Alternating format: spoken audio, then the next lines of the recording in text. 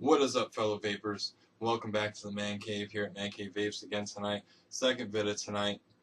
Had to touch on a subject that's very important to me, and that is going to be covering the basis of safety using your mechanical and device and the rebuildable atomizer. So I want to go through the basic things right off the get-go. Materials that you're going to need when it comes to running your mechanical and running it with your rebuildable atomizer. First things first, good battery. Get a good battery. Know every spec humanly possible about your battery. The most important one is the C rating. C as in cat, which is also the amp limit, or it stands for the continuous discharge rate of your battery, which is measured in amps. These ones that I have here are one of the safest batteries out there right now. They have a 30 amp discharge rate on it. What can I do with this battery that I can't do with other batteries? Vape safely. I can run a sub-ohm coil. I can run 1.2, 1.3, any range coil that I would like with this battery. Reason being, it has a 30 amp discharge rate. If I'm running a 0.4 to 0.5 ohm coil, I'm only pulling about 15 amps from this battery. Some of this may be going over your head, and I apologize for that. But when you know the amp rating of your battery, you can use Ohm's Law or find an Ohm's Law calculator to know what your battery can handle and what ohms that your coil that you build on this device, and compare that to what it can handle to know where you're at when you're vaping safely. Which brings me to my next point. You're going to need an ohm reader. You can buy them online, or if you have a device such as a Tesla, an MVP, the ITAS MVP, or the MVP version 2, Lava Tube. There's a lot of devices out there that have a built-in ohm reader. That's another necessity when it comes to using mechanicals and the rebuildable atomizers. If you were to take this device with a faulty battery or a very low amp rated battery, and you were to build a faulty coil, say as a sub-ohm coil, and maybe the 0.4 ohm range, 0.5 ohm range, something like that, if you're just stepping into it and you have no idea what you just put in there, and you try to vape it, you might as well be putting a grenade in your mouth, because that's the risk you're taking. If you don't know the ohms of the coil you just built, and you don't know the specs of your battery, don't vape a mechanical. If you guys want to do rebuildables, there's a lot of videos here on YouTube to show you guys how to rebuild a coil, how to properly place that coil in your device, what not to do on areas when it comes to the insides of a rebuildable atomizer. Now, if you're running a rebuildable atomizer on, say, a Tesla or an ITAS MVP or any regulated device, those have a built-in chip to them. They will not allow you to fire anything below 1.3 ohms on most of them, and if there is a short or something wrong with it, it'll tell you. So if you guys want to get into the rebuildable atomizers, you can run them just fine on a regulated or variable voltage, variable wattage device. You just have to build a proper ohm coil and know what volts to vape it at. Yep. But when it comes to mechanicals, these are unregulated. What is it going to make this work properly and safely? You. What's going to make this device fail and possibly be dangerous? You. You hold the power when it comes to using a mechanical. Every piece of this besides the battery involves you and how it's going to vape, if it's going to vape safely, if it's going to work correctly.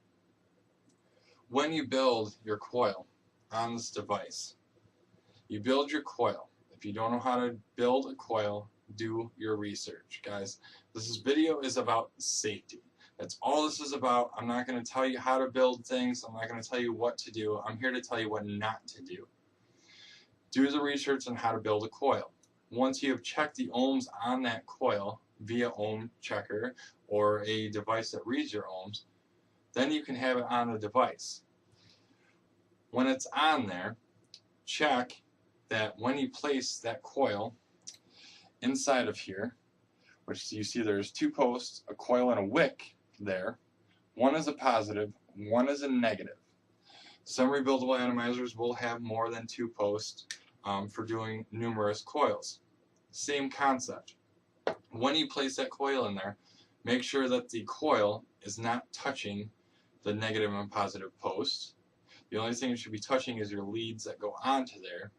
Make sure that coil is not touching the deck of your atomizer, and make sure that it's not too large or wonky that it's touching any part of your top cap.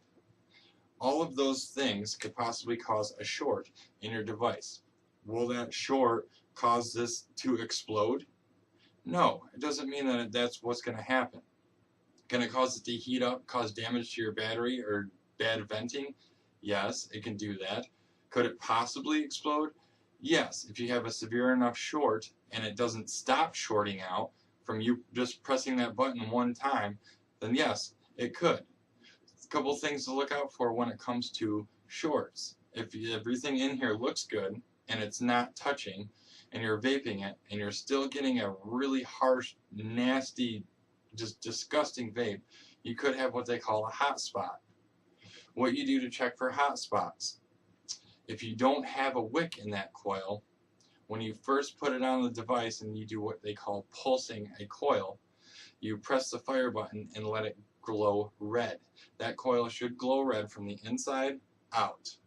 Your leads, which are your two wires going into your post, should never glow red. If they glow red, that means you have a hot spot. You can pinch your coils together, you can move them around with a pair of pliers, and try to get that coil glowing from inside out. There's a lot more descriptive videos on stuff like that here on YouTube. Right now I'm just trying to get you guys the basics, give you some tips, let you know what to look for, and let you know where and if when you're in the danger area zone. So after you check for hot spots, if it looks good, if you put your wick in there already, if you put juice on it, if there is juice on your coil, on your wick, there should be no glowing red whatsoever inside this device.